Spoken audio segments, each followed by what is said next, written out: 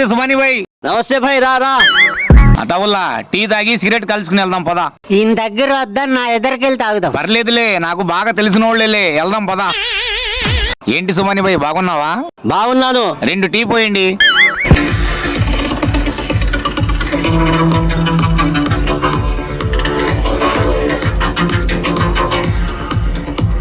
అతవుల్లా cigarette కలుస్తావా? కాల్చను నేను. Cigarette ఒకటి ఇవ్వండి.